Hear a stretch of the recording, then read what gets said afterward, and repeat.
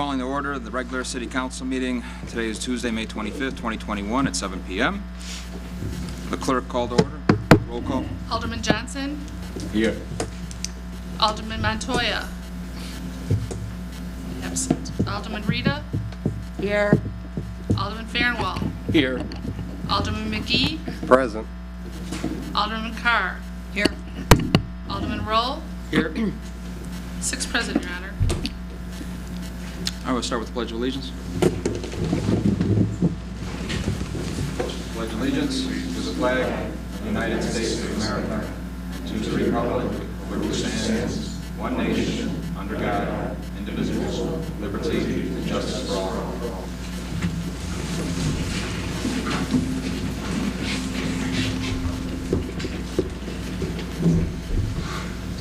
Under presentation of journal proceedings, we have a motion to approve the City Council minutes from May 10th, 2021. Is there a motion? I'll make a motion. Motion by Alderman Carr. Is there a second? A second. Second by Rita on the question. I'd like to make a motion for a couple of corrections, if I might.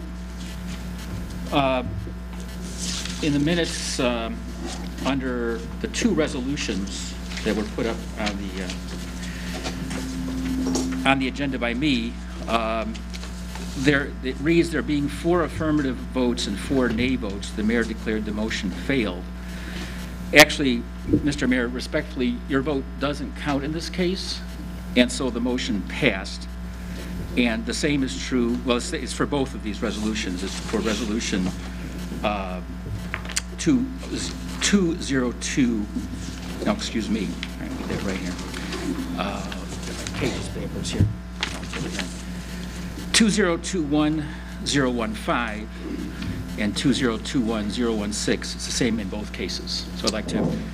City Attorney? That's my motion. So you are correct that the mayor's vote didn't count, and it should be corrected, all right?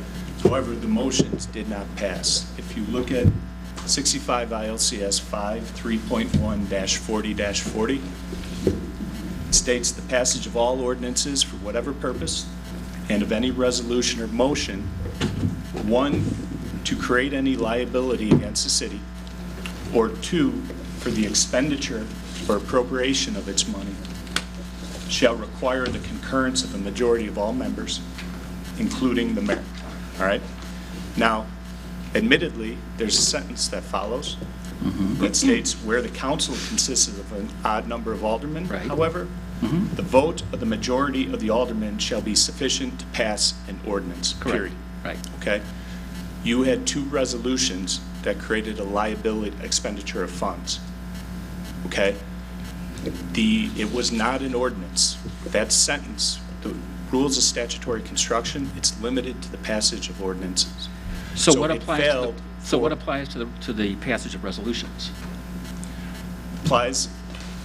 The preceding sentence tells you that the number of votes you need to pass a resolution that causes the expenditure of funds, right? You need a majority of the city council, including the mayor. And Siegel v. City of Belleville, it's an Illinois Supreme Court case, 1932, makes clear that when it's including the mayor, that it's a majority of that number plus the mayor.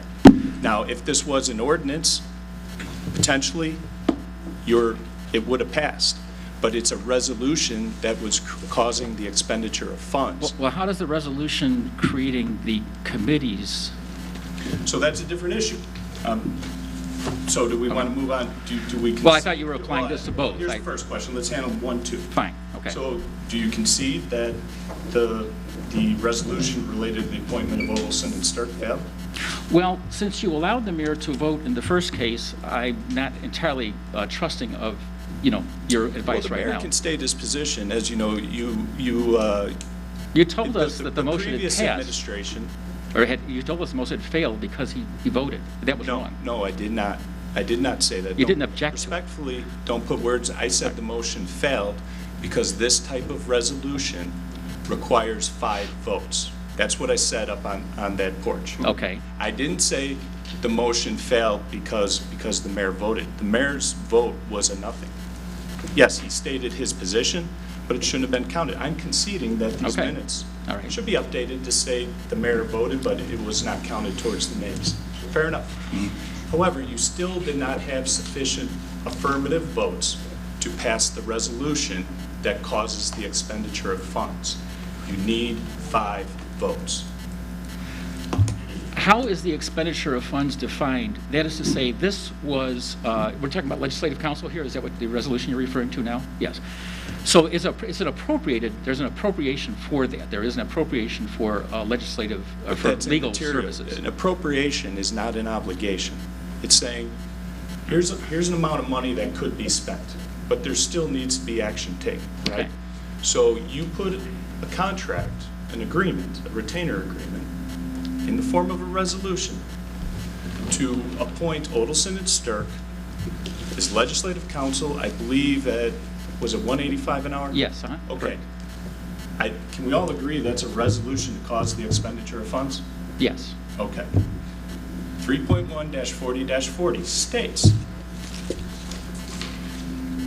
passage of any resolution for the expenditure of its money shall require the concurrence of a majority of all members then holding office on the city council, including the mayor. So now it's a simple math problem, right? We have 7 aldermen and a mayor. That's 8. What is a majority of 8? 5. How many affirmative votes did you have? 4. Did it pass? Well, let me ask you this. I still don't understand the distinction here. So it says here in your 40-40, right? Where the council consists of an odd number of aldermen. However, the vote of the majority of the aldermen shall be sufficient to pass an ordinance. Did you have an ordinance up? Well, how would it not apply to a resolution? Where does it? Sir. Thank you. Sir, can you remain seated, please? You're not a member of the Incidentally, body. I would just like to state this is our legislative council. He is not. He is. He is not. You didn't appeal the finding. And I don't further- need to. Further, it doesn't matter because The ordinance that currently stands allows us to have, your ordinance that you wrote and you passed allows us to have a legislative council. Are we moving on to the second issue? Hold on. No, I'm just saying, he is our No, no, legislative no, council. hold I'm just on. telling you that. There's no reason. The law's black and white. We're going to work through this. We don't Okay. have to yell. All Okay? right. So what does the legislative council say? It is a resolution. Rules of statutory construction. You have to interpret the statute as it's written without adding or inserting language that doesn't appear, because you have to presume the legislature intended a certain outcome. Okay. Now, the previous sentence, they said ordinances or resolutions that cause the expenditure of funds shall require a majority of the council, including the mayor. Next sentence, it doesn't say ordinances or resolutions that cause the expenditure of funds, right? Okay. So, rules of statutory construction, the resolution to cause the expenditure of funds, which was the retention of Odelson and Stirk, failed because it did not get a majority of 8. It had nothing to do with the mayor's vote. Okay, let's just move on for a second. So I want to ask you about a second, And this is Siegel Second v. piece. City of Belleville. All right. There's an Illinois Supreme Court case exactly on that. so do you have 1-40-30 there? Mayor presides? All right, so it says, the mayor shall not vote on any ordinance, Respectfully, I've conceded the point that the mayor's vote did not count. right. Okay, and it says, where 1/2 of the aldermen Alderman elected Fairwell, have I'm voted for an conceding ordinance, that the mayor should resolution. not have voted. So you're saying that a resolution would need 5 votes to pass? No. An ordinance. Saying a resolution which causes the expenditure of city funds requires 5 votes pursuant to the plain language of section 3.1-40-40 of the Illinois Municipal Code. All right. If it's a resolution that doesn't cause the expenditure of funds, it doesn't require that unless it's expressly provided elsewhere in ordinance. All right, so if this has failed, right, if, then the existing ordinance applies, correct? The existing ordinance that you guys wrote and you passed 2 years ago. Is that correct? We passed two things. We passed an ordinance to create the position of legislative counsel. Right. Okay? That passed. All right? Then we passed a separate resolution for the retention of Montana Welch. That passed based on the numbers that were required at that time, because it was a completely different council. Okay? So we're reading the same thing here. You know, I'm not trying to pull a fast one here. Well, so the ordinance still exists, does it not? Yes, but Does it? you haven't, but you still need to retain someone. And so that ordinance. You don't get to, you still need to comply with procedure to retain someone. The ordinance created the ability to retain someone, but now you have to follow the procedure to exercise that That ability. ordinance says any one alderman can have a legislative council. One. Please. Why can't I have that? One alderman at a time. No, you have to. It does say What that. about C? At a rate authorized by the city council. Okay, you want Mr. Horvath? Is he a volunteer?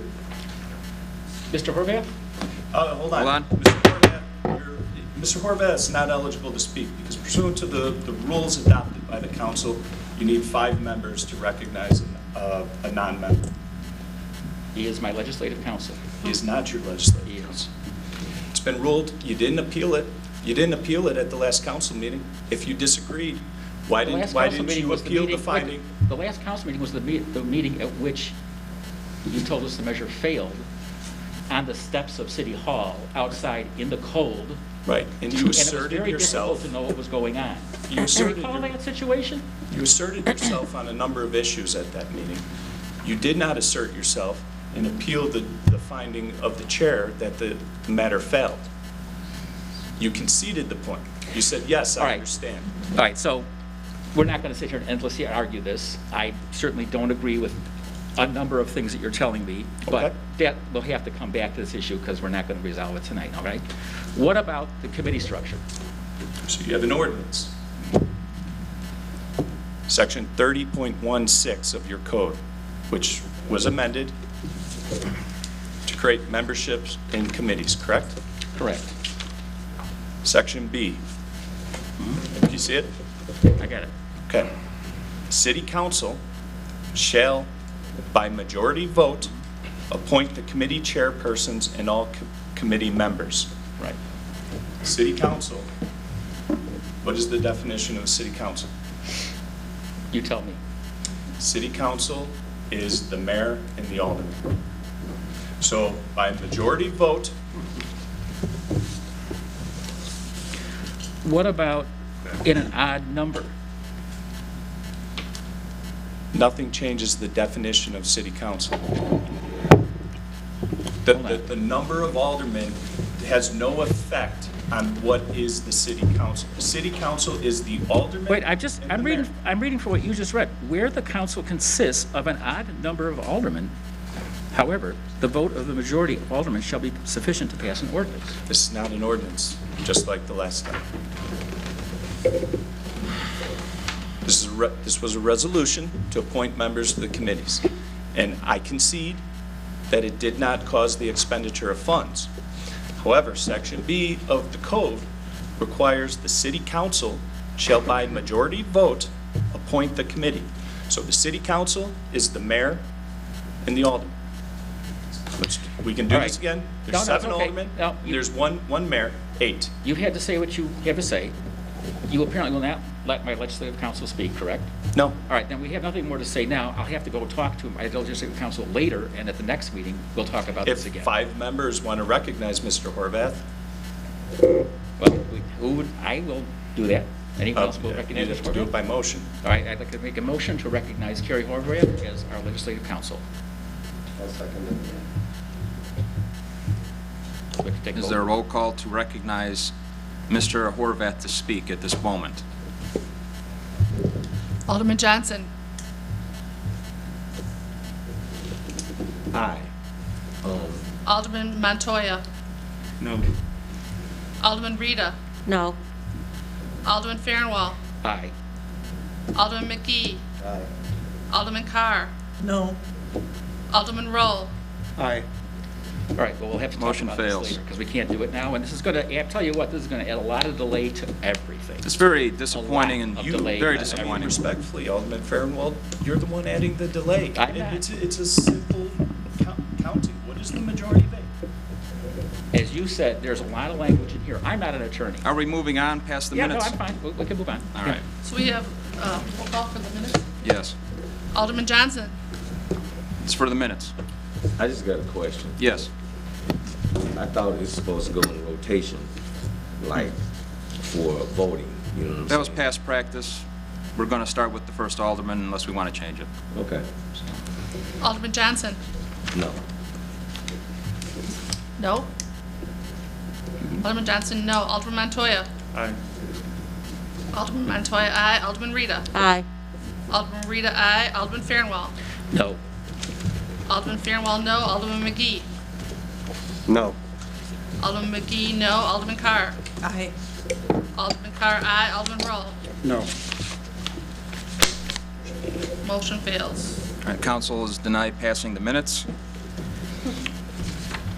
All right, number 5, public comment.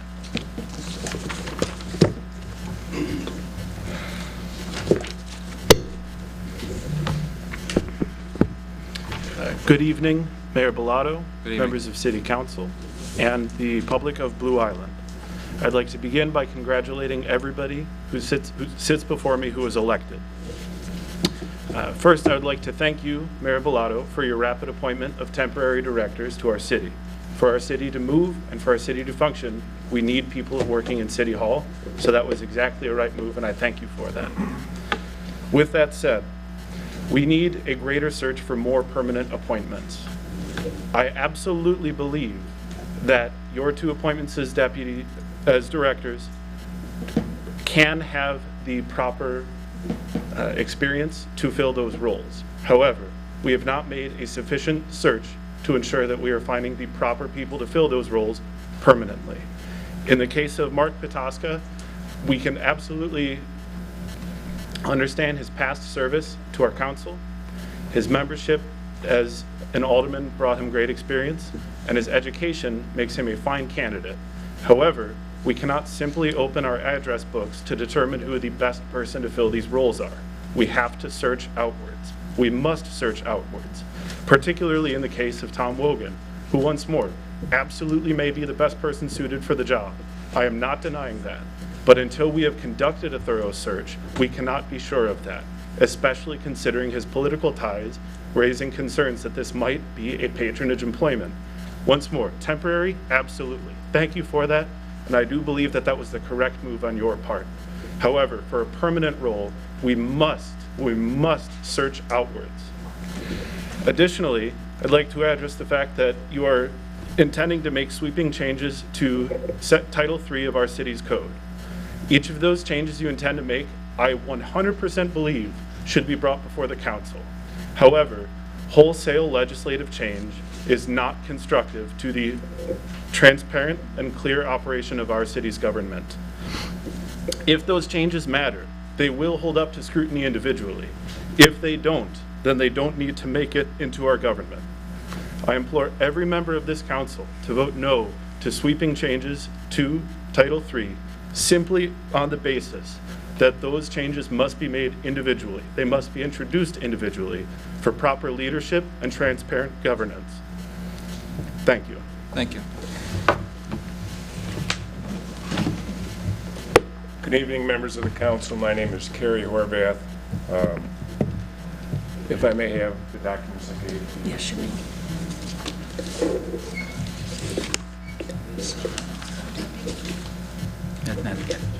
Okay, you got it, yeah.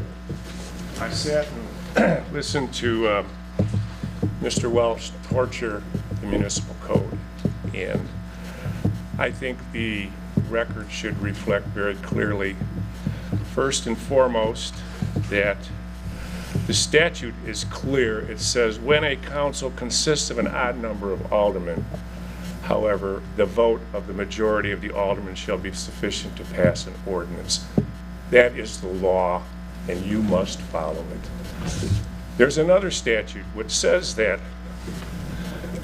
the mayor shall not vote on any ordinance, resolution, or motion except the following. Where the vote of the alderman has resulted in a tie.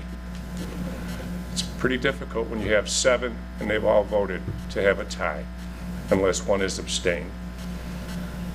Where 1/2 of the aldermen elected have voted in favor of an ordinance, resolution, or motion, even though there is no tie vote, or where a greater than a majority of the corporate authorities, that's the term of art used to include the mayor in the voting process, not city council. And Mr. Welch knows that very well. He knows that because he's been a lawyer for long enough to understand the law. So you can continue to choose to just simply ignore the law, to ignore your own ordinances which allow for the alderman to select the committees. The ordinance which you, Alderman, or excuse me, Mr. Bellato, first presented to the City Council in May of 2019. You also created an ordinance allowing for the alderman to select legislative council. That too was another ordinance which you, Mr. Bellato, presented to the City Council. So you can ignore that if you care to, but I suggest that you try to follow the law, build trust, and you may get consensus on things that are important to make this city move forward. But if you continue to create a level of distrust, which I can't believe what I just heard, then you're going to have a long 4 years to deal with the City Council that's more than willing to make this city go forward. Thank you.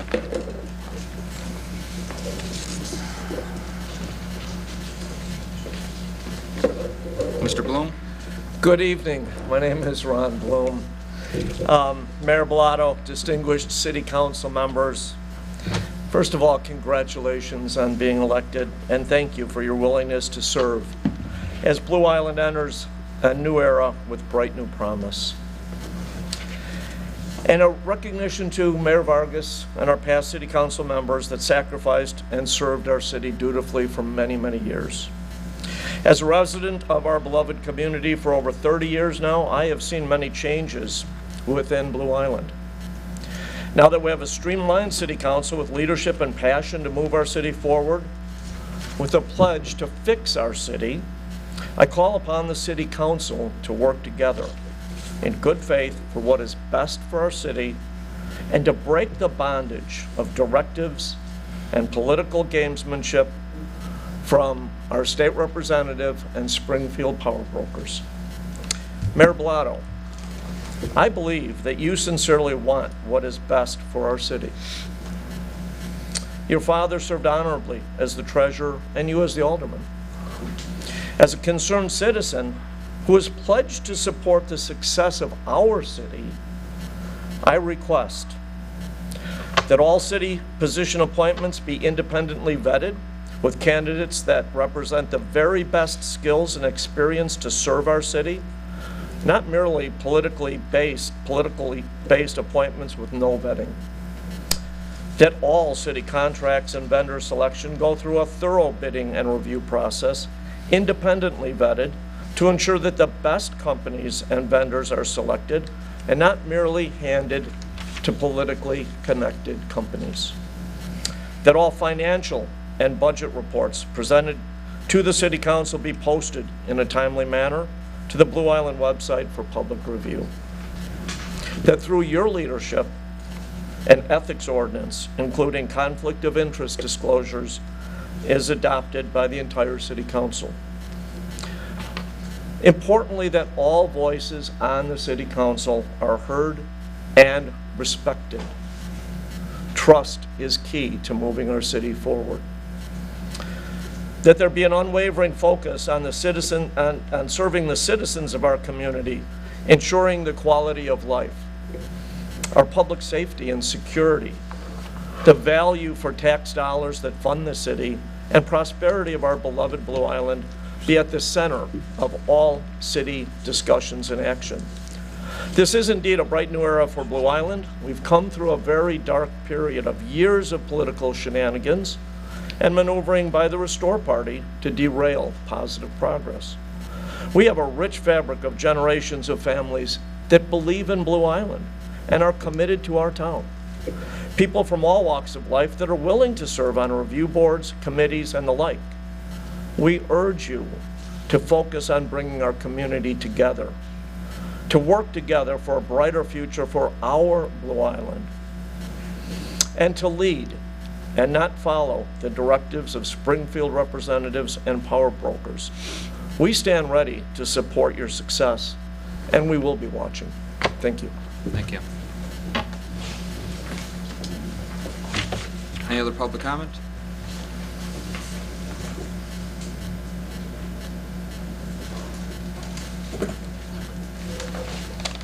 Good evening, Alderman, City Council, Mayor.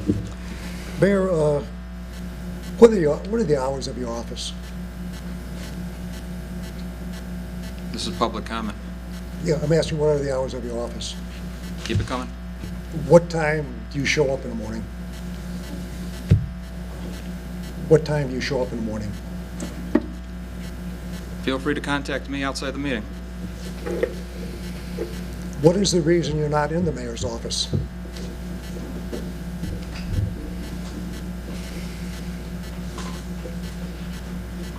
Mr. Steve, I have a question. Where was City the mayor's clerk? office? City clerk? You what wanted are a your dialogue. hours? You wanted a dialogue. I have a question.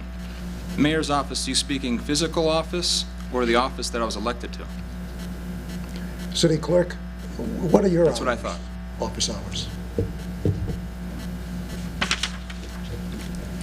And what time do you show up in the morning? This is not public comment. You're not you're dialoguing. We can do this. This is public comment. City clerk, what time do you arrive every day? I don't think these questions are out of the ordinary. What time do you arrive every day, Mayor? I expect a phone call or email. What time do you arrive every day? Mayor Plokin was a full-time mayor for 28 years. Goes with the territory. Mayor Vargas didn't take a vacation for 8 years. Mayor Vargas was a full-time mayor for 8 years. Any other public comment? Moving on. Under old business, because these items were tabled, we have a resolution 2021-012, a resolution consenting to the mayoral appointment of the city attorney. So the first issue, it was tabled, so is there a motion to remove it from the table? Is there a motion to remove it from tabling? Is there a motion to approve? Is there a motion to remove from tabling? All right, number 2, ordinance 2021-13, an ordinance of the City of Blue Island, Cook County, Illinois, amending Chapter 30, City of Council, and Chapter 31, City Officials, of Title 3, Administration of the Code of Blue Island, Illinois. Is there a motion to remove from table?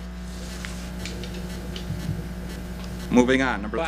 I will. Resolution We should discuss it. 2021-013, May I make a resolution consenting to the mayoral appointment of the city administrator. Okay, we'll make a motion. Let's discuss it. All right. Is there a motion to remove from table by Alderman Farnwell? Is there a second? Second. Second by Alderman Roll. On the question? Roll call. All right, I'm sorry, I have a few questions if I may. Before we approve removing from table? Oh, I'm sorry, yes, I'm sorry, go ahead. No, you're right. I can go either way. No, go ahead. Yeah. All right, roll call. Alderman Johnson. Yes.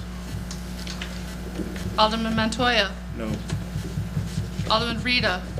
No. Alderman Farnwell. Aye.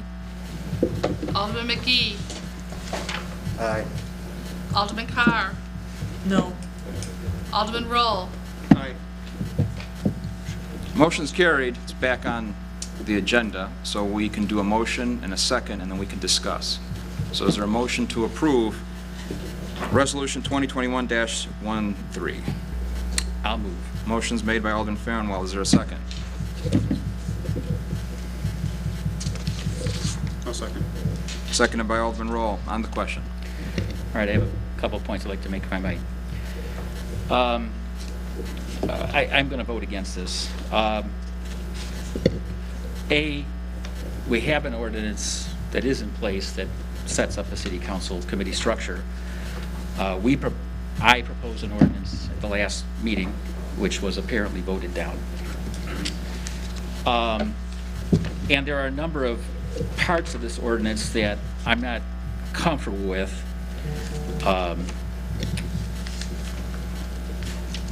And probably, and I guess I'll just say this as kind of an overall comment, we're not getting off to a good start.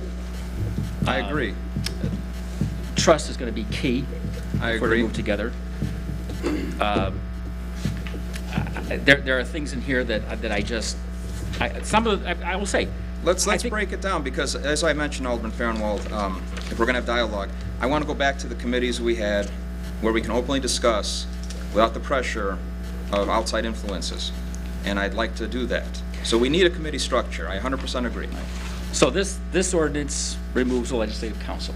It does not. It does not. It does not. Wait, am I looking We at the left wrong that in there. No. Wait, No. And I did submit this just for the public and the aldermen know probably a month ago now, and I'm still welcoming any changes or additions. I haven't heard none. I'm sorry, let me make sure I'm looking at the right. We're talking now about which ordinance? The city officials? Yeah, the one that moves meetings from Tuesdays to Wednesdays, committee of the whole structure, and Well, it just says, Section 5 says, Section 30.06. I stand corrected, Alderman. I didn't think it was in there. Right, so that's okay. a problem. I mean, that's a deal breaker for me. Outside of that, Alderman Farnwell, is there an issue with moving the meetings from Tuesday to Wednesday to comply with Open Meetings Act more easily? Yeah, we can break this down. We can have this. Okay, I don't have to go home right now. Personally, I found it to be very useful to have the weekend. When we have a Tuesday meeting, we get the package on Friday, and it gives me the weekend to go through it. Yeah, I understood. You That's said valuable. that. And I agree, and I'm not sold on the Wednesday. I just thought it was easier. Okay, no, so because we're archaic in a lot of our systems here, and most taxing bodies, I'd say 90% that we've surveyed and I've worked for, are Wednesdays or Thursday nights because of the same exact reason I'm proposing here. It makes it a lot easier for OMA compliance. But let's move on. Okay. This gives the mayor the power to appoint the committee heads. Well, I correct that. It's committee of the whole, like we discussed. Right, I understand. And I'm fine with committee of the whole because, and just a brusher, in this ordinance calls for three major things. It was moving meeting nights from Tuesday to Wednesday nights. Immediately following city council would be a committee of the whole, where we all just sit here and discuss things for the next city council agenda. Since now it's only 7 aldermen plus me and the treasurer and clerk, it's not hard to do that. We can't have 5 committees of 7 people sitting on them anymore. It's nearly impossible. So we suggested committee of the whole, and this was after discussion with Alderman Farnwell, and I really didn't have a preference either way, and I put in committee of the whole. Within that structure, I supported liaisons. So, for example, after our committee of the whole meeting, we know there's an issue with a police contract coming up or the business district, and Alderman Farnwell, I know, is interested in some of those things that I said, like, why don't you take charge of this and bring it back to the next committee of the whole? Meet with whoever you got to meet with and bring the information back. So it's a working structure within the committee of the whole. Now, they also, Alderman Farnwell proposed something similar, except about 8 committees? No, there were 5 committees. 5 committees with the committee of the whole. I just think it's, and we differ on this. No, I think that's just a lot of meetings. I don't, you know. that's a negotiable item. I would Yes. say that, okay. What probably is an issue here in terms of the committees is that it says the mayor shall appoint an alderman as the committee liaison for each respective operational of this area, city assigned a committee. And I left the rest blank because I figured we'd figure that out after a few meetings. All right, I'd like to at least have a share on that. We have a majority group of aldermen who would like to have some say and who was. So if we're openly discussing this, Yeah. I'm fine with leaving this table, submit some ideas, and I can put in 5 or 6 and make each one of you a chair of something. It's not a problem with me. It was something I'm trying to simplify because we're building a new structure here with the referendum, right? We have only 7 aldermen now plus the mayor, and we want to make this a working relationship. Okay, fine. I personally don't Alderman Rita, hold on. I didn't recognize you yet. I'm going to follow protocol here, unlike my predecessor. So let's him finish. Okay. All right, then, it appoints a city administrator, which I think we are pretty much in agreement. Yeah, and again, just for this clarity, in the code that exists right now, and addressing a public comment earlier, the code is all wrapped into a package now, so I left it in that same package. I have no issue bringing it up separately. I left it all in the same package just for ease of updating the code that currently exists. Right. So it called for 3 directors, and I eliminated 1 and just said 2. It's kind of like nobody here under that operation, as I don't know if you were here for part of that system, but not a lot of us were. Even the person I ran against wasn't happy with that I have system. no problem with So, simplifying that. city administrator, deputy city administrator, both knowing each other's jobs, both report to the city council. I attach job descriptions based on our conversation that we've never had before. Would you agree? We've never had detailed job descriptions. No argument for me on this at all. So that, I'm just clarifying, because we're talking, me and you, but I want everybody else to understand what we're that's talking fine. about.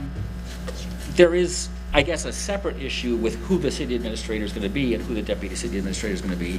I also am concerned that, I feel very strongly that those positions should be advertised, vetted, et cetera. And you made that opinion known. And I said, going forward, just like there has been postings going up on our website for positions, I have no issue with that. But these are the 2 key These are 2, but I'm entitled to these appointments. Now, I'm trying to eliminate 3 that I possibly can have because I think it's redundancy, and 2.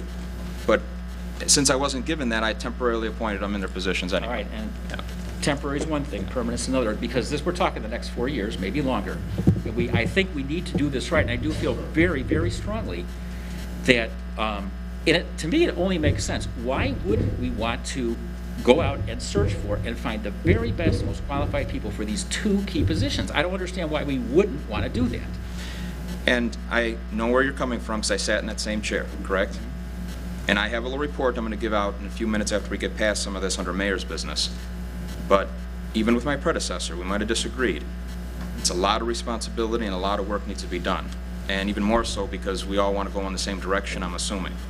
So I understand your opinion. I probably had the same opinion sitting there. We can disagree on that point right now. Okay, but just so you know, this is kind of a deal breaker kind of disagreement. Okay, it is. Okay? All right, just so you know. For me, I can't speak for others. I would just say the language seems a little bit inconsistent here. Well, we're going to talk about all this later. I'm not going to go into details. I have no problem continuing the discussion. Right. I will say I welcome committees because I want input from the aldermen. Yeah. I can't do this myself. As I've made it very well known, this is a lot of work to do it right. I understand. And I'm having a lot of weight on the right part of the job. Yeah. So let's continue. And then I just don't know what, there's a part of it I understand, which hopefully our council can help me with. Under section 11, there's a section 3108, reserved. I just don't know what that is. Those were just old director offices positions that are being eliminated. These because my positions are being understanding is eliminated? the city's been operating Right. without them filled, so Right. we're eliminating. Well, okay, so I appreciate the discussion. I think that this needs a substantial amount of work, I guess I would say, maybe simplification. I will vote against it now. All right, so we removed it from table. We're on the question. I would need a roll call to, we need a motion to table it, then continue it. So, I think everyone here has agreed this continuing discussion Leave it on the needs table. to occur. So, what we can do is table it. All right, let me just think about that for a second.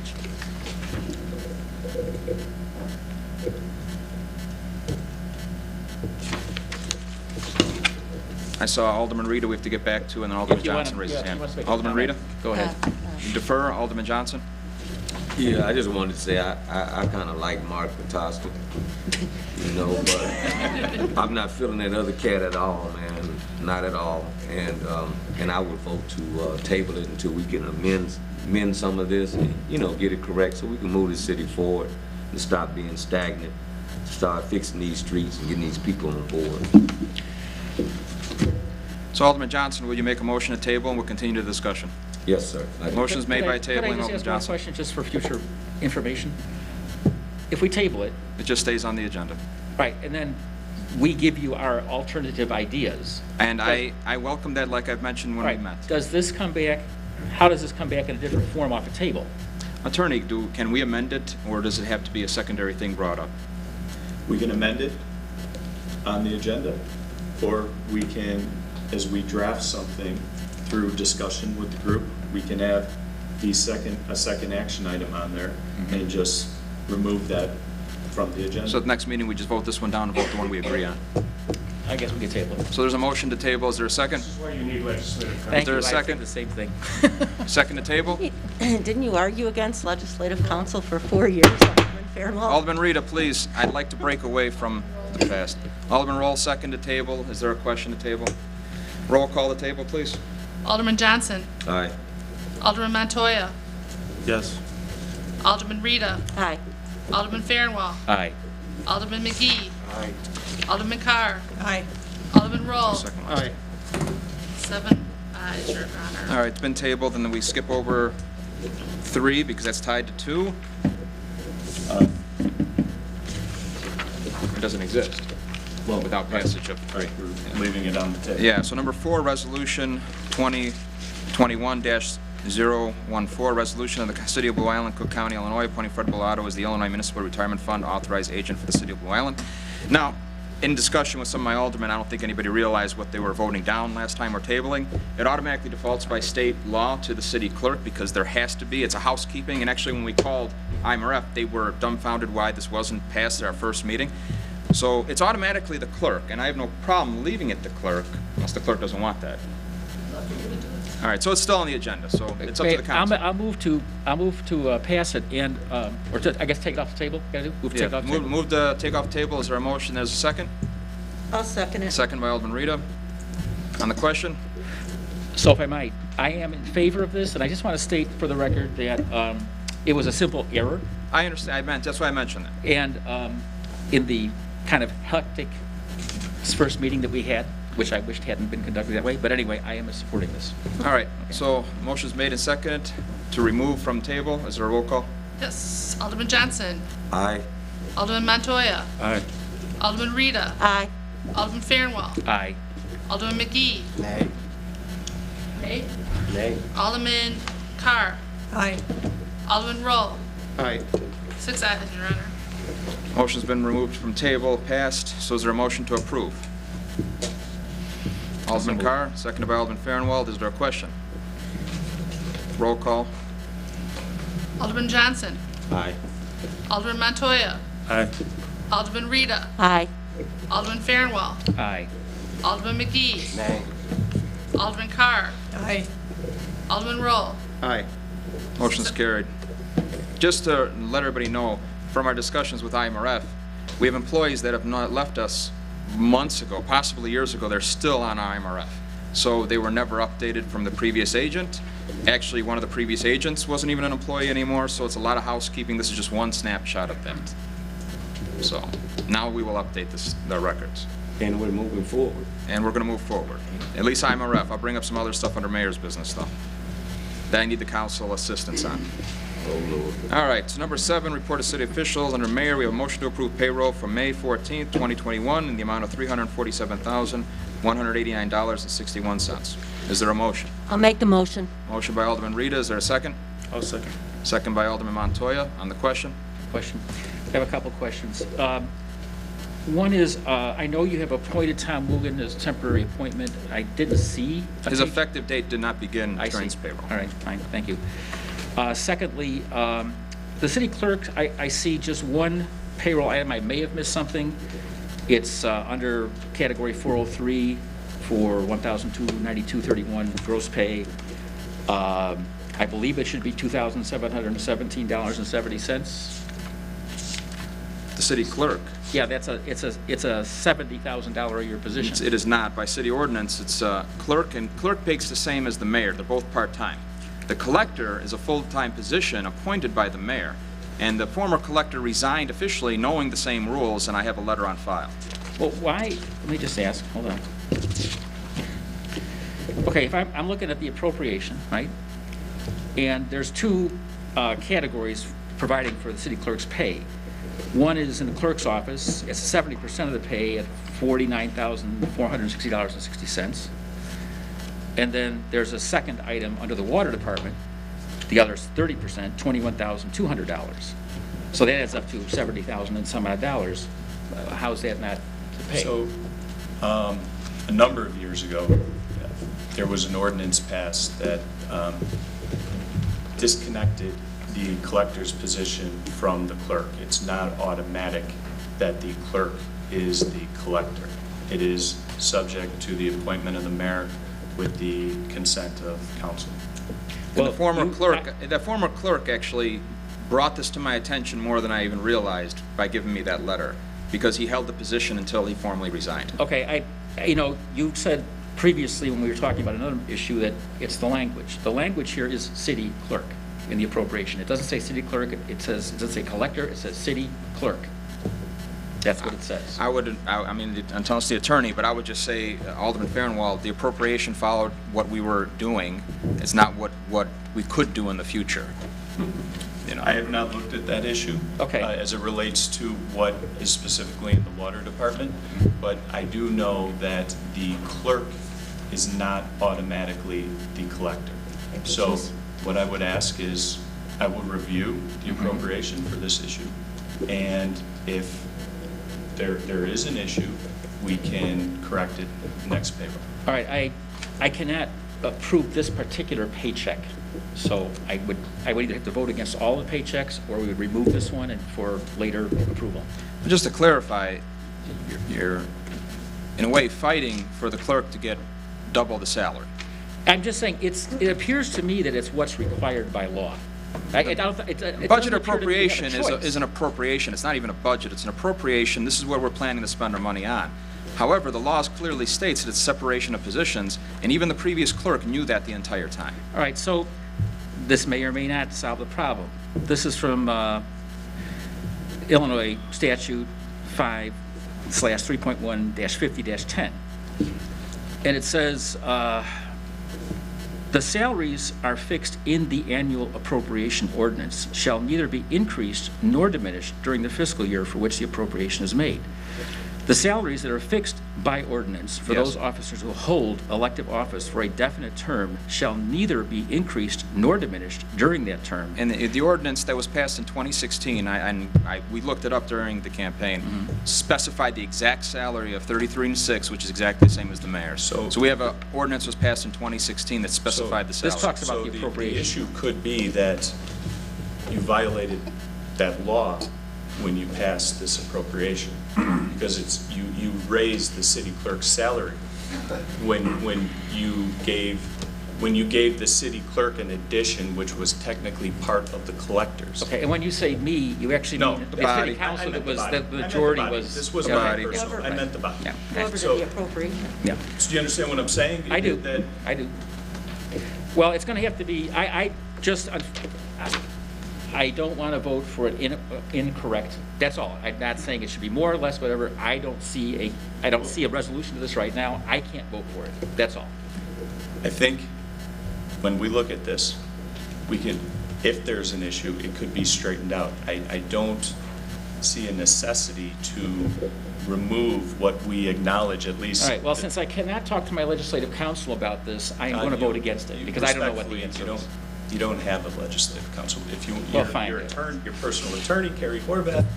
Call him It's what not you part of will. the I body. can't talk to him, and if I could, we could probably resolve this right now, but we can't, so I won't. Very good. All right, so any other questions? Alderman Johnson. Yes, Mayor. Is Aikman on this payroll? He is not, I don't believe. No, I don't think No, it is. he is not. Okay, so is it possible to, per se, amend this until we get into council and look further into what the argument is of Alderman Farnwell, But so we could pass this? Can't we just and remove keep this it one moving? item so we can pass the rest? Ackerman is accounts payable, Alderman Johnson, so that's a separate motion. We're not there yet. Yeah, I'm sorry. Well, I'll tell you what, why don't I move to remove the clerk's, I can do that, right? I can move to remove the clerk's payroll from this authorization. I have a response to that, but I don't know if the attorney will let me respond. Attorney, can we do that? Well, you may be creating liabilities against the city by not paying what she's owed. Wage claim. But how am I to vote for something when I don't know if it's legally allowed? Well, The easy answer is where it's not more money, it's less, so you're, the city It's clerk not creating had a liability. salary, right? Pardon? And the city clerk was last elected. They had a salary. Set, okay? And then they were all, the question is, was the city clerk's salary 70,000 when the last term of office? Or was it 40 or 30,000 for city clerk and 30,000 or 40,000 for collector? Well, I'm sure in the appropriation, it probably wasn't 70,000, but it wasn't 40,000. That's a separate issue. Right, but I'm saying, where was it in the initiation of the term in 2017? Why Because- is that relevant? Because it was an ordinance. elected official's salary can neither be increased nor decreased during the term. During the term. So if part of that 70,000 was for the collector prior to the beginning of the 17 term, well, on the beginning of the 17 term, well, you cannot now make it part of the clerk without violating the statute. We just don't know any of this, apparently. That's the problem. We don't know any of it. But- We're sitting here, we don't know. Right, We're but- dealing in but you're- ignorance. You're What do you mean saying we don't things know? you didn't know that have been there for the past 4 years that you didn't know. I that know you've it been now. voting for. That- So what we're saying is, we know at least that much is definitely due her, right? What's in the current payroll. And maybe she's due a little bit more.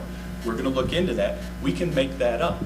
But let's not create a situation where she may have a wage claim.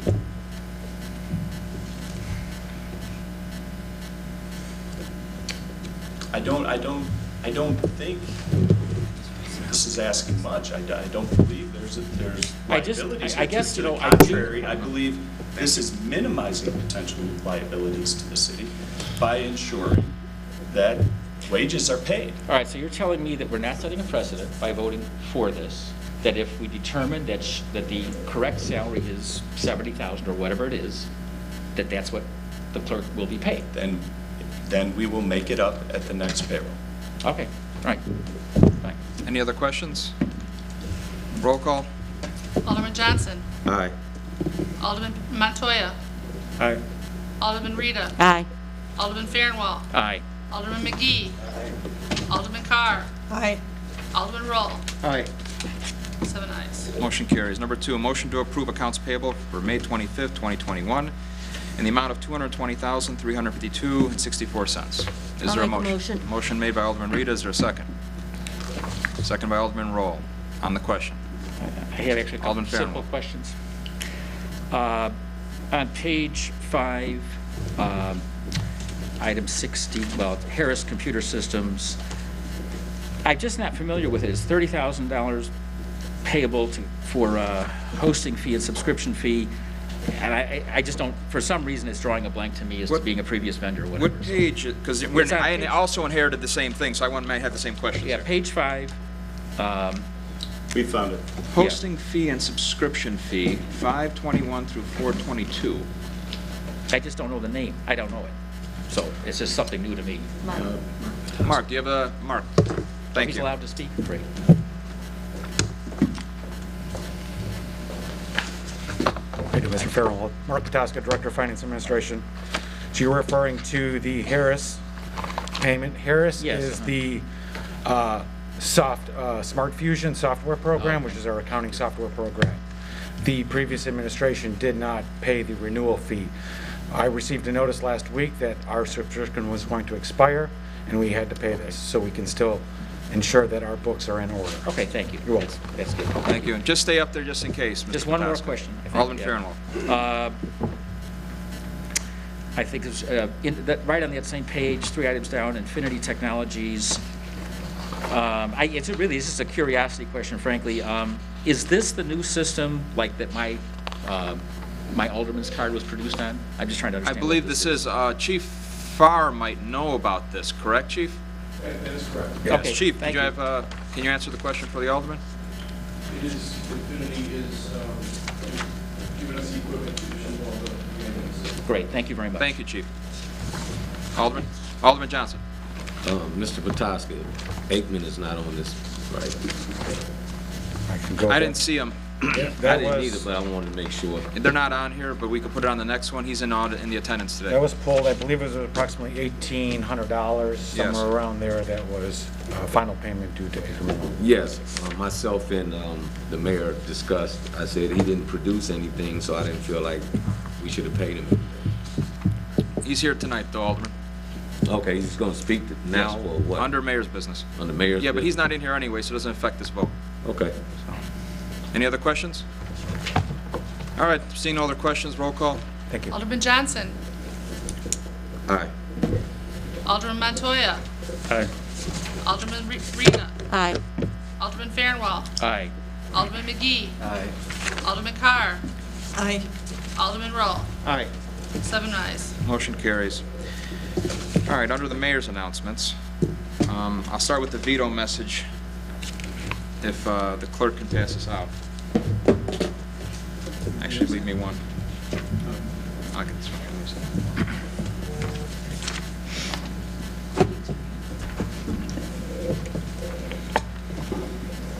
So roughly says, I don't know if the attorney wants to go over this first, or you want me to read this? You want to summarize it? Thank you. All right. Members of the City Council, on May 10th, the City Council of the City of Blue Island voted 4-3, with the mayor also registering a negative vote in relation to the motion to approve Resolution 2021-015, a resolution of the City of Blue Island retaining legislative counsel, establishing fees, and approving a retention agreement, which purports to retain the law firm of Odelson Stirk, Murphy, Frazier, McGrath, known as Odelson Stirk, as legislative counsel. Although the action on the resolution failed to receive the requisite concurrence of a majority of all members of the City Council, including the mayor, thereby failed, I want to ensure there is clarity as to the status of this matter. Odelson Stirk has not been retained as legislative counsel to the alderman for the City of Blue Island. This administration is committed to working in a constructive manner with the aldermen of the City Council and in the best interests of the residents of the City of Blue Island. The previous City Council found cause to hire legislative counsel in response to the former mayor and his administration's frequent displays of questionable and disturbing conduct. Nearly 2 years of that questionable displays of conduct by the previous administration, okay, not 24 hours. The new administration has provided no such legitimate cause for the alderman to require separate counsel, and therefore such acts are insufficient use of taxpayer dollars. I remain committed to working with the alderman to carry forward our shared vision of a better City of Blue Island. However, I cannot permit further waste of the city's limited resources. As such, I hereby exercise my statutory veto power and veto Resolution 2021-015, a resolution of the City of Blue Island, Cook County, Illinois, retaining legislative counsel, establishing fees, and approving retention agreement. Very truly yours, Fred Bellato, Mayor, City of Blue Island. CC City Clerk and City Attorney Montana Welsh. Now, I did this as an extra precaution. I don't know if the attorney wants to reiterate. This is just called a belt and suspenders action. There's a Come very- on. Jesus. Okay, let's start. Alderman Fairwell, I respect your statements. Respect mine. How? This is- Wait, it's one way is right and one way is right. Let the attorney Okay. finish, and we This come is- back. Here's why. When you look at the when you annotate the statute, there's no case law. So we are making this very clear. So the mayor should not have voted on this resolution. Is that correct? It did not count, It did not count. even though we were given to believe it did count. You weren't. We weren't told it didn't count. I stated up there that it's not to be registered. And the veto message, before we even knew you were going to take issue with this, what is the veto message? It recognizes that his vote did not count. So I'm not playing games that the vote should have counted. I agree with you 100%. Okay. He should not have voted. Okay? Now, we went through the statutory language. You have a unique situation here in Blue Island where there was a referendum to split the council in half. Okay? So we went through the statutory construction on why we believe it failed, but the mayor wanted to make absolutely clear that there's no gray area in this, so we are addressing it on both levels. Okay, thank you. All right. Workman's compensation, accounting, I'll keep that. Alderman Johnson.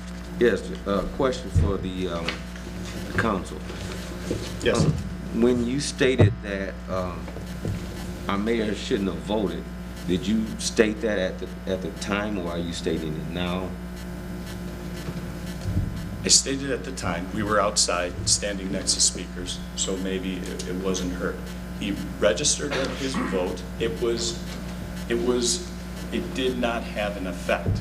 There's nothing that prohibits him from registering his position. Just like the his previous feeling. mayor is voted even though it wasn't necessary. He voted to give his opinion. But it did not count towards the vote. I agree that the preceding section that Alderman Farnwell and Attorney Horvath stated on when the mayor can vote, that is correct. Okay? Conceded.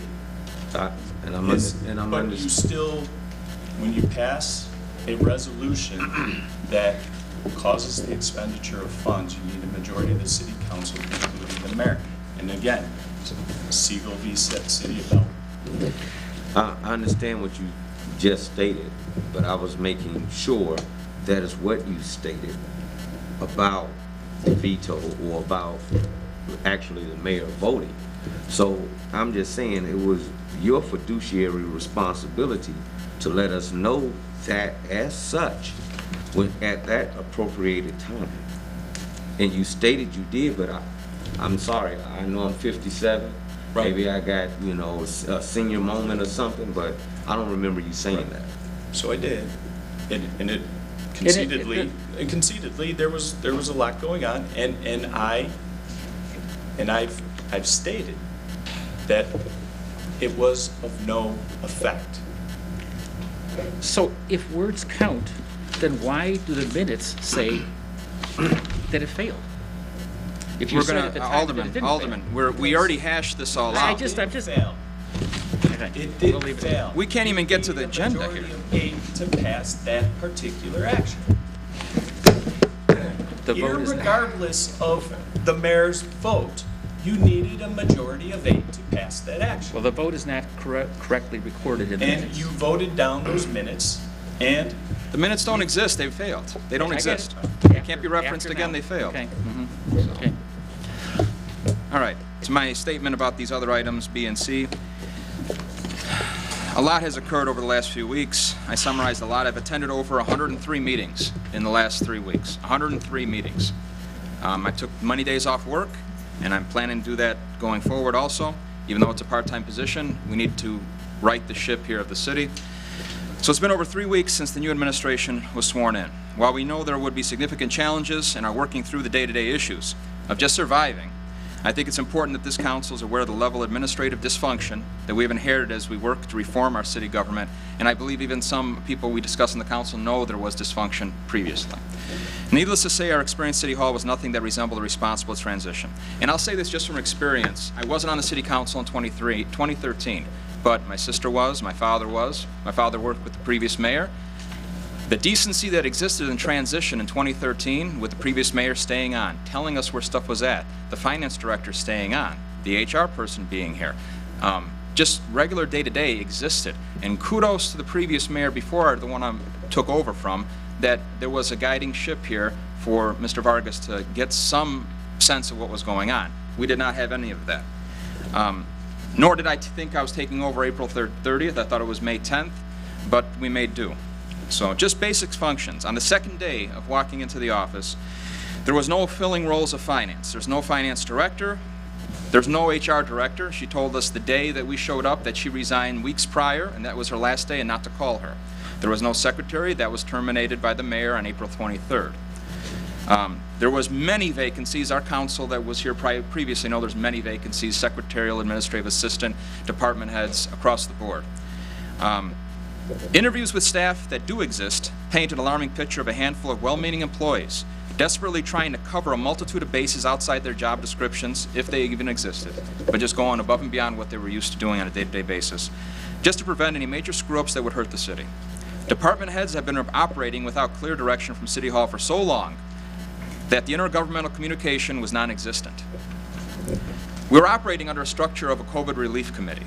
It wasn't even a staff committees anymore. It was just COVID relief, not attended by the previous mayor even. It was everybody out to try to maintain what they had. you know, and keep the city open, keep the employees paid, keep the police on the street, which was our primary objective coming in, make sure the payroll was made for police and fire.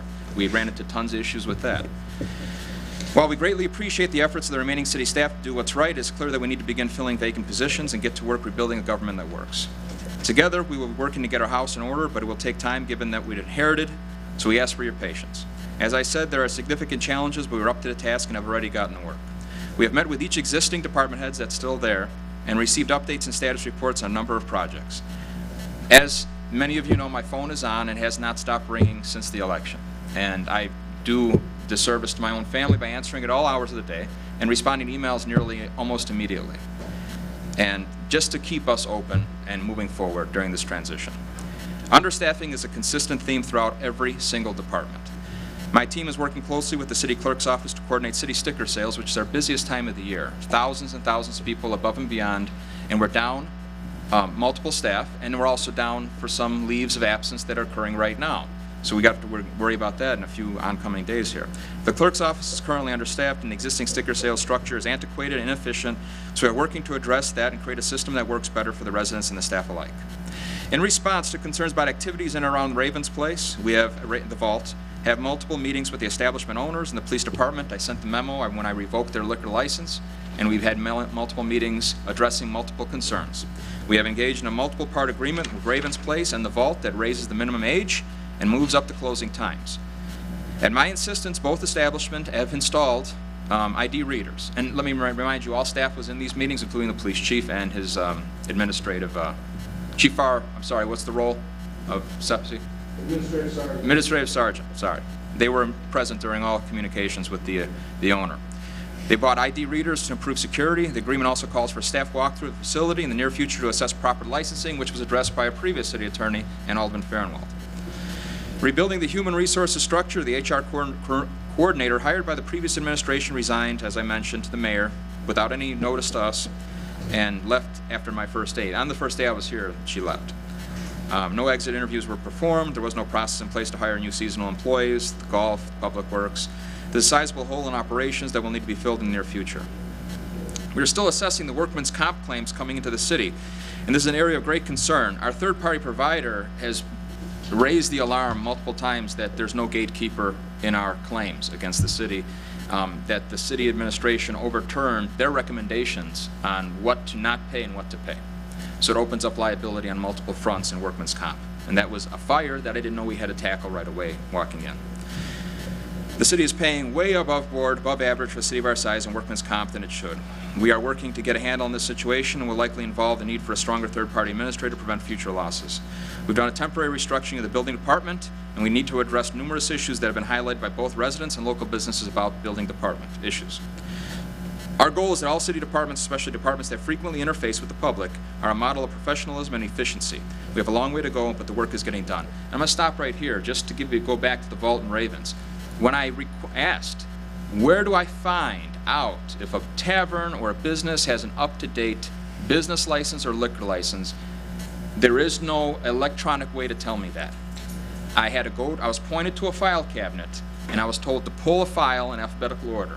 I couldn't find the vault under V, vault. And I walked away and I said, it must be misplaced. And I turned around and said, let me check the. And it was under the vault. And that is our system, how we deal with business licenses and liquor licenses. Nothing's electronic, it's in a file. There's no checks and balances. Our city sticker system is very much the same. Our building department, when you pull a permit, most of it's still in a file cabinet. It's not electronic. We're antiquated beyond antiquity. And I work in a government, and this is embarrassing how archaic our system is. We recently met with ComEd to discuss numerous issues, including grant opportunities to cover new street lights. We intend to engage in an energy efficiency assessment at City Hall and other city-owned properties to identify areas we can upgrade. We also discussed how City Hall can better serve residents during power outages and with downed electrical lines and other issues. ComEd was just another example, just like Cook County offices have been reaching out, happy someone's answering the phone. I can't understate that enough. Other mayors have reached out, have visited me unannounced, happy someone's answering the phone. We met with the city engineers to discuss projects that have been allocated for and potential future projects based on priority and funding resources. I met with Robinson Engineering to make sure the projects that we have slated get completed in a timely fashion. We recently lost our city engineer. The previous city engineer is temporarily taking on that role. We met with Hitchcock Design, okay, and only, I'm not sure if even Bill were around during that time. It was me and Tom Hawley worked on creating a city plan to redo streetscaping from 119th through 135th. The city's been, this is paid for, was vested through many public meetings in 2016, 2017, and 2018. Went through numerous committees. I met with Hitchcock Design. Thank God the same representative answered the phone when I called, and they're going to dust off the plan and present it to City Council. And obviously updating figures on how that can get done. And I want to get that done, just like other aldermen I've talked to, because that is one of those situations where the funding is there for the most part. So that has definitely been jump starts. The City Council should hear from Hitchcock probably within the next month. Public Works assembling a citywide street sweeping plan, so certain days are swept and the aldermen know in advance when they're being swept. They're short-staffed. There's no part-time. There's vacant positions. And it's not even, people aren't even applying for some of these positions, and it's across the board. McDonald's was closed the other day because of staffing concerns. Public Works, we are re-engaging with two umbrella groups, South Suburban Mayors and Managers Association, which hold grants for us, some of it towards this business end, some bike lanes, STP funds, pedestrian-friendly funds. We were members of these groups for years, charter members of these groups. They get a lot of funding for the city. The dues were not paid last year for both groups, so those might be coming soon. But I'm attending those meetings. When I went for my first meeting on Thursday, they said no one's attended the meeting in 4 years, so from the city of Blue Island. Southwest hasn't had a meeting yet, but many of our towns around here, Alice at Cal Park, they're members of both organizations because we ride that line between Southwest and South Suburban. Both get a lot of money from the state of Illinois and federal grants. We also met with representatives from Cook County Preckwinkle's office. I didn't get a chance to call them back, and they sent somebody here because I'm getting inundated with emails. They just came and showed up one day, and I met with them because there's projects that they've submitted to the city that have not been followed through on. So we met with Preckwinkle's office. I heard through the grapevine Napleton Lincoln might be moving in town. That was a very disheartening meeting. I met with Paul Napleton, the CEO of Napleton Group. He met with the mayor and staff. He didn't remember their names. We don't know who they are. Multiple times over the preceding year. I was chairman of the Community Development Committee. Nobody on my committee nor myself was ever notified there was an issue with Napleton Lincoln. And they tried getting some tax exemptions. They started throwing stuff out there. They wanted to stay in town. They needed to consolidate with another dealership in Oak Lawn. No one was getting back to them. They even met as late as November with the mayor, and according to Paul Napleton, that never came to council. So they have already pulled. They've closed on a new location in Oak Lawn. They're going to be within a year or so pulling out. But now that we've met with him and is very excited that there's a new mayor, that he wants to work with redeveloping the property. It's about 3.5 acres. And we begged and pleaded. I mean, we were in that room. I brought Mark Patoska with me because he just started. It was one of our first days in office, and there was no, he said, we wished you came talk to us 3 months ago, you know. There are currently no custodial services at City Hall. There's no one even picking up garbage. All right, there's no one vacuuming. There's nothing. Blue Cap pulled out. There was supposed to be a service. Under interpretation, we've been paying for a service. They're not completing their job. Blue Cap has been reaching out for months to come back, and no one's called them back, so the staff is meeting with Blue Cap to resume their custodial service they provide the city. I'm not going to go down the road of maintenance. I mentioned to the alderman already, every roof leaks, every HVAC system is not being maintained. Surveys are being done for estimates how bad the roofs are, the HVAC systems are, and then if there's some issues, we need to go out to bid, and we need to appropriate it for next year. We have to do that, and the council needs to work with me to figure out where we're going to get the funding. We are bringing Independence Day back. We reached out to our previous contractor, Matt Bomber, who's one of the only few that does the South Suburban towns. He's available June 26th, so we're going to have fireworks on June 26th. Working out the details still over the waterfalls like we did in previous years. So that'll be June 26th. Hopefully we'll get some details. I'm meeting with MWRD very shortly. We should be clear to go within a day or so. I've met with MWRD. I'm not even mentioning all the meetings. I met with MWRD. I met with Deborah Shore. I met with there's a lot that the city can do, and we need to take advantage of it. 4 years is not a long time, and I'm putting my heart and soul in this position, and I need support of the city council. And we're going to work together to get stuff done if we're all going in the right direction.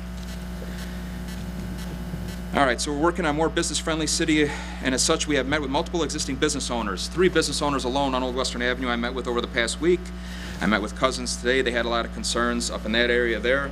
I'm making myself available as much as possible to the business owners who feel that they've been neglected over the last few years.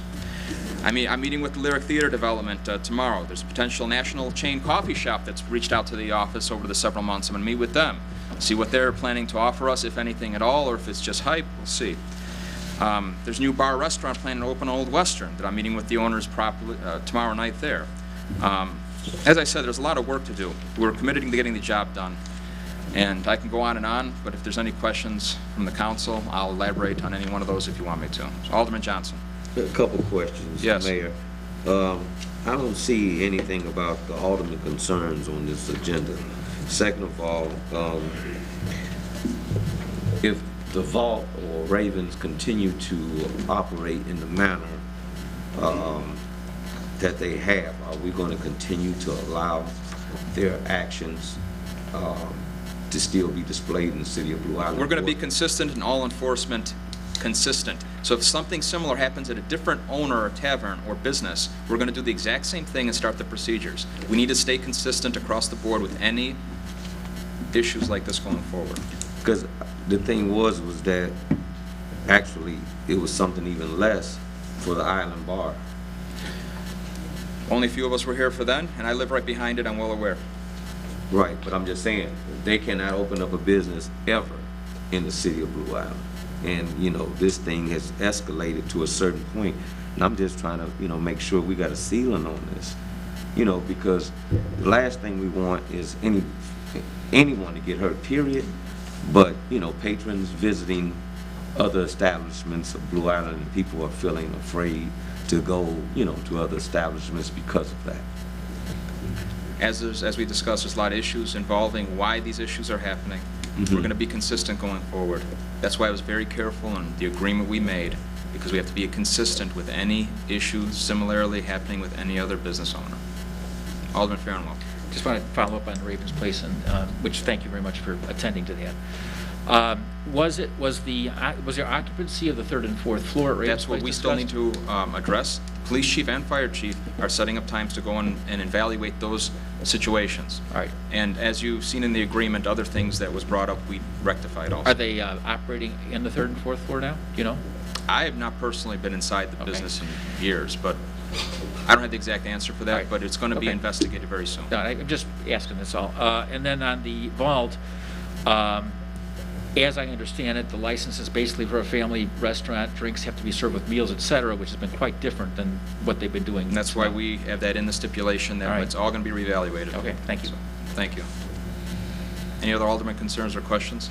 And Alderman Johnson, this would be a good time. If any other aldermen have any concerns or questions, we can bring it up now. All right, moving forward. City Clerk's announcements. I have a few things. The Chamber of Commerce is having their golf outing June 11th. They're looking for hole sponsors, golfers, and they have a dinner afterwards. So you can contact the Chamber if you're interested in attending. Memorial Day celebration is scheduled for May 31st. All are invited to join Blue Island American Legion Post 50 for their annual salute to those who gave the ultimate sacrifice in defense of liberty, Monday the 31st, 11 o'clock to 12 o'clock, Memorial Park. Thank you, Clerk. Wait, one more. Okay, go ahead. Jackie from Three Sisters is starting, she organized it last year. I helped her a little bit with Dog Days. They're planning on bringing Dog Days back on August 28th. If you're interested or if you have any additional information, you can contact myself or Jackie Murphy at Three Sisters. That'll be August 28th.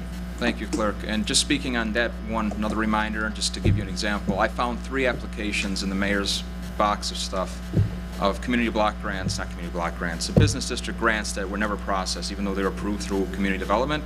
They were never processed, and that's where some of the things on the bills here, including Three Sisters Antique Mall, was never processed. It was mailed March 9th and never opened, never received.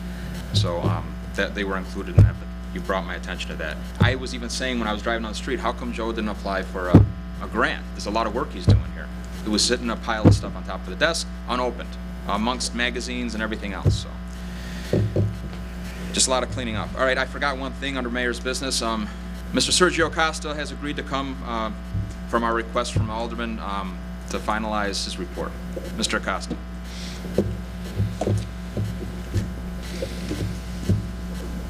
Thank you, Mr. Mayor.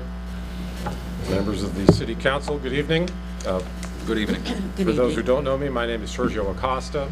I'm an attorney with the Ackerman Law Firm in Chicago. We were retained in January of 2020 pursuant to a resolution that was passed in November of 2019, I believe, to conduct an investigation regarding the acquisition of 2 Chevy Tahoes in 2018. So we began our investigation, as I said, in approximately January of 2020. I'm here to just very briefly report to you some of the results of our investigation. I will note for you, however, that our investigation was not a complete investigation.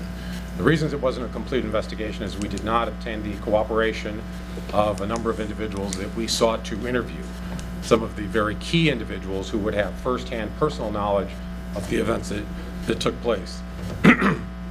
Excuse me.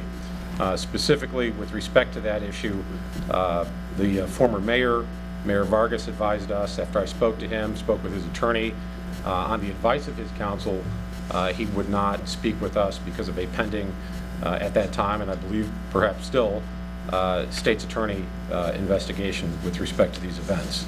I should note for you that before we began our investigation, we spoke to the assistant state's attorney, who we understood was handling the investigation, who told us that there would be no problem with our moving forward with our investigation. The other individual that failed to cooperate with us was Mr. Augustino Corcus. I had an extensive back and forth with Mr. Corcus. Eventually he gave certain demands with respect to cooperating with us in our investigation, and those demands included return of his money or return of the vehicles to him, that the city council abide by the terms of some contract that was entered into in 2013, and some other demands that Mr. Corcus made. When I tried to follow up with him, I got no response. Curry Motors, which was the location where the Chevy Tahoes were purchased, we wanted to speak to the salespeople who were present, would be able to tell us who else was there with Mr. Corcus, if in fact Mayor Vargas was there at the time the vehicles were purchased and the check was signed over to Curry Motors. I spoke with a very nice young woman who was apparently involved in the sale itself. She agreed to be interviewed. When I called to schedule a time for the interview, that call was returned by the general counsel for Curry Motors, who advised us that this young lady would not speak to us. The Curry Motors wanted no involvement whatsoever with respect to this investigation. And finally, I would add briefly that the former city attorney, Mr. Horvath, had originally agreed to speak with us in early March of 2020. At the end of February, I received a letter from Mr. Horvath advising that he had changed his mind. He would not meet with us. I sent a letter back to him explaining that we had a number of issues that we wanted to explore with him that went beyond what he presented to the city council in January of 2019. I did not receive a response from Mr. Horvath. In June of last year, 2020, I sent him another letter pointing out to him that the resolution hiring us and assigning us to conduct this investigation requested and in fact directed city officials to cooperate with the investigation. I did not receive a response from Mr. Horvath to my inquiry. Very briefly, I can tell you, based on the information we did get from Mr. Heuser, the former city clerk, who I will tell you was very cooperative, very helpful to us, produced a great deal of information, sat down with me for about an hour and a half interview here in his office, that the funds that were used to purchase this Tahoe were not city funds. And what I mean by that specifically is these funds were not drawn on any city bank account. He was able to confirm that with the bank. So although a check was made payable to the city of Blue Island, a cashier's check, which was used then to purchase the vehicles, those funds came from some other source.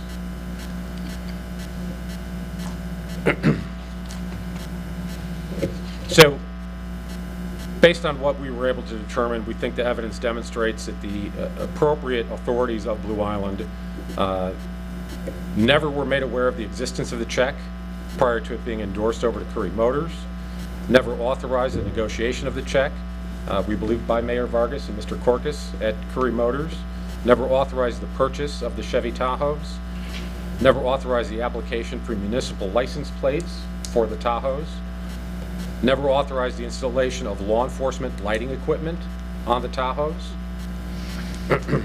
and never were aware that the Tahoes were being driven by individuals or an individual not acting in any official capacity for the city of Blue Island. With respect to the website domain that we were also asked to look into, this is the bi-il.gov domain. That again was not approved or authorized by the appropriate city authorities based on our investigation. We do believe that Mr. Korkus and Mayor Vargas were involved with applying for that domain name. Eventually, the mayor in January of 2019, after all of this had come to light, did send a letter requesting that that be terminated and that that domain name not be authorized. Key questions that we're not able to address is, with respect to these vehicles, why was this even done? We don't know. We can only speculate, and we don't even have any good theories on why this was done. Same thing with the bi-il.gov. We don't know why they were trying to establish that, what purpose ultimately was going to serve to Mr. Korkus or the mayor. I'm happy to answer any additional questions that you have for me. I have recommendations that I sent yesterday via email that I'm happy to discuss with you and answer any questions you might have with respect to those. But basically, what they have to do with is potential legislative If you want to briefly go over them with the council. Yeah, I will. Thank you. Obviously, the biggest impediment that we faced was the inability to compel the production of documents or testimony by witnesses. So we do think that the city council ought to consider by ordinance, perhaps with the city attorney, and if you do get a legislative council, with the assistance of legislative council, how to be able to conduct this type of investigation, however rare it may be that you have to do it, but that whoever's conducting it is able to compel witnesses to cooperate, especially city employees and officials. Obviously, with respect to Curry Motors, it's a private entity. They can do what they want, but also issue subpoenas for documents, because that's something that we also did lack the authority to follow up on and be able to request any of that. We also believe that you should consider perhaps amending the city code to include, under the theft provision, the theft of intangible property of the city, so that the city's name, a website domain name, etc., can't be used by people with impunity under the city code.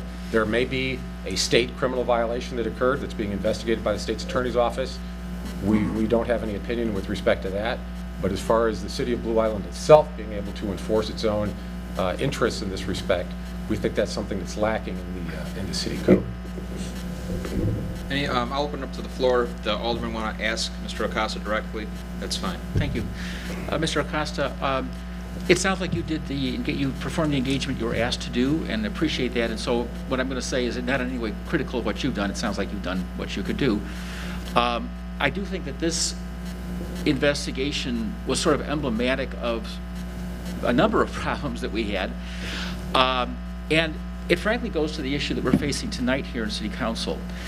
At the time that we launched the investigation, and I'm not saying I'm so smart, it was pretty obvious, I said that you would say tonight exactly what you just said. This information was all delivered to us in a package prepared by our city attorney and the secretary, the city clerk. And I haven't learned anything. And again, not being critical of you, I understand the constraints you're under. And I opposed the investigation at that time. And it was a relatively small amount of money, so it's not, it's not a horrible thing. But this is the problem, Mr. Mayor, that we're going to have to get beyond. I observed your group make a number of what I consider to be fairly significant errors. And I want to say, Mr. Mayor, I know you are an incredibly hardworking man, and I know you love this town, and you've gone to work hard for us, and I appreciate all of that. And I want to help and support you in all of that. But I am concerned because I've seen things happen, and this is sort of emblematic of it in the past, that make me concerned that we're not going to always get the best decision, and I'm very concerned that the people that we're hiring to run this city are not necessarily the very best and independent people. So going forward, that is my concern. Again, I thank you, Mr. Acosta, for your work and your report, and I will personally authorize the small payment that is still due you, because we owe that to you. But I do, it does kind of make me think of the whole issue that we're facing here. Thank you. All right, Alderman Johnson. Yes. Councilman, I asked you personally when you came to financing about some things, and I asked you to answer some of your questions, to talk to Shantae Raines. Did you do that? No, sir. Second of all, you have not brought anything that we didn't already know to the table. And we knew that this thing was supposed to be up on a federal investigation, and that you only had a ceiling to work with. That was from the beginning. I did not agree to this at all. And to me, I feel like I'm going to the grocery store, paying for groceries I did not receive. That's why I felt that I did not agree to, or I think the city should give you a dime for something you did not bring forward. Second of all, I think that Mr. Corkus need to have his vehicles back, because we didn't pay for them, and you just stated it out your mouth that the city of Blue Island did not pay for them. But if you, the council, would have contacted Shantae Raines, you'd have found out that he actually was in this building a lot of times, even though he was not paid by us, and had access to every building in here. May I respond? Yes. Yes.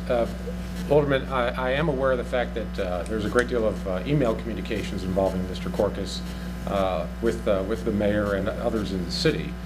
He was granted, as I understand it, a City of Blue Island email address that he used, both to communicate with state officials, other third parties, as well as people within the city. So, yes, we're aware of the fact that he was very much involved with the City of Blue Island over an extensive period of time.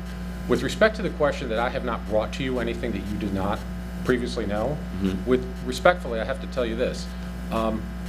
Before you engaged us, there had been no effort. I did not. Oh, I understand. Before the city council as a whole did. To my knowledge, there had been no effort to interview Mr. Corkus, much less Mayor Vargas, with respect to the circumstances. So I was hopeful that they were going to cooperate and that they would talk to us. I understand they didn't, but I don't know that anybody could have known before we undertook this investigation that they were not going to talk to us.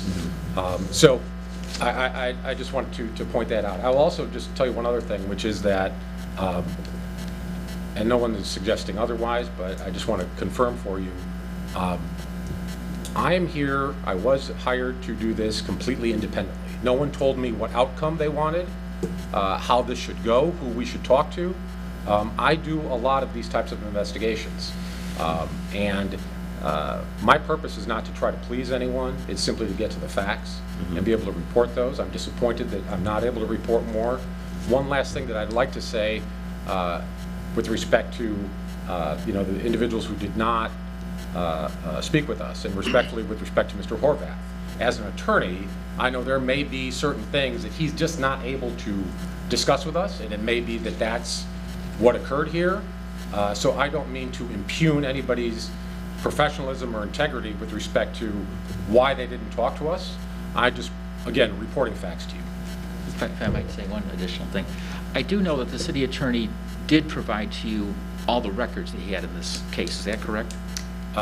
What we received was the same packet that all of the members of the city council received in January of 2019. Okay. I believe that is everything. Okay, thank you.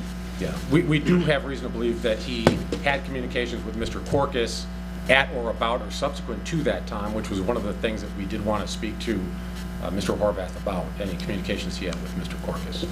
But also Shantae Raines were also our counsel, and I asked you about her in the finance meeting. Yes, sir.